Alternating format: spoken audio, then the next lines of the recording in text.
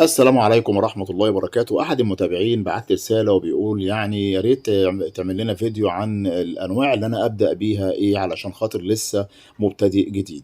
لو أنت لسه مبتدئ جديد وعايز تبدأ تربي في العصافير، أول حاجة تيجي تربيها ربي الأنواع اللي تكون رخيصة جدا وتكون في نفس الوقت منتجة، وعصافير حلوة وكويسة ومش مكلفة، وفي نفس الوقت يعني تقدر إن أنت تاخد فيها خبرة كويسة.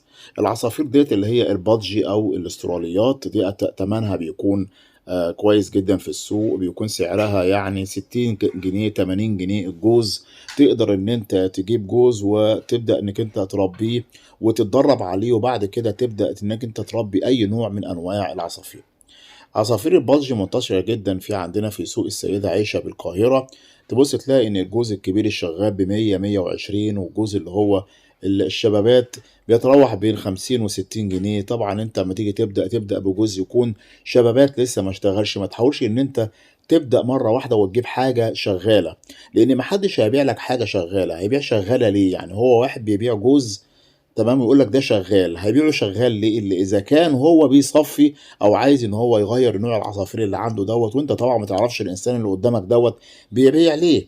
فممكن تاخد جوز كبير وتبُص تلاقي فيه مشاكل منّه كتير. فأنت أحسن حاجة تعملها إن أنت لمّا تيجي تشتري أي نوع من أنواع العصافير تشتريها تكون شبابات. يعني طيب والشبابات بالنسبة للبادجي ده يكون سِنّه قد إيه؟ يكون سِنّه يعني شهرين 3، ده لسه كده يعني يعتبر كده شباب. يكون أول شغل ليه. بيشتغل الأسترالي على سِن 5 شهور بيبقى خلاص زي الفل ونضج، وبيبقى مِيَّة، مِيَّة بالنسبة للشغل. بتجيب له قفص صغير مش قفص كبير ولا حاجة، وبتعلّق له البياضة بتاعته. البياضة بتكون بياضة صغيرة، يعني أصغر بياضات هي بياضة الأستراليات، والبياضة اللي هي الأصغر منها خالص بقى اللي هي بتاعة الزبرة دي حاجة تانية خالص. بتجيب البياضة بيبقى ليها درج، ما بتحطش من جواها أي حاجة خالص. النشارة خفيفة جدًا، جدًا. ما تحطش يعني طبقة كبيرة من النشارة، حبة قليلة جدًا، جدًا من النشارة، وبتكون ناعمة. ما بتكونش خشنة ولا وسط ولا حاجة خالص. وبتسيبهم في القفص وبتعلق لهم برضه العصاية اللي حضراتكم شايفينها ديّة، وبتحط لهم الأكل والمَيّة وتسيبهم على كده. وأهم حاجة إنك تهتم بيهم جدًا في الأكل، وأي نوع من أنواع العصافير بتهتم بيه جدًا في الأكل، وكل ما تهتم بالأكل بيه هتبُص تلاقي هيدوك إنتاج كويس جدًا.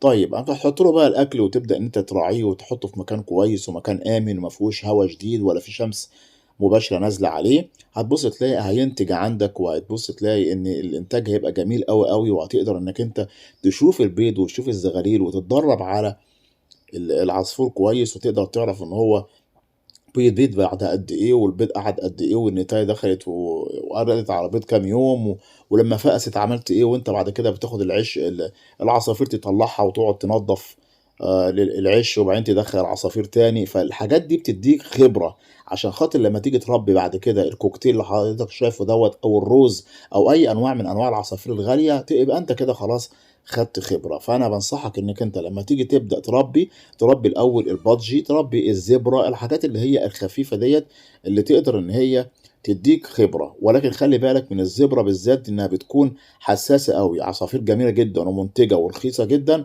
ولكن حسّاسة. يعني ما ينفعش إنّك أنت تحطّها في شمس مباشرة، أو في مكان يكون فيه تيار هوا شديد. إنّما العصافير اللي تستحمل معاك اللي هي البادجي والأسترالي، هتاخد منهم الخبرة كويس، وبعد كده هتبدأ تربّي بإذن الله العصافير اللي حضرتك شايفها ديّة اللي هي الكوكتيل. وبعد كده إن شاء الله هاقول لحضرتك إزاي بقى تربّي الكوكتيل، وتجيبه إزاي وتجيبه منين وبيبيض قد إيه وكام بيضة وبيفقس بعد كام يوم. وكل الحاجات دي إن شاء الله هابقى أحكي لك عنها بإذن الله في فيديوهات قادمة. باشكركم، باتمنى من حضراتكم الاشتراك في القناة، تفعيل زر الجرس، والسلام عليكم ورحمة الله تعالى وبركاته.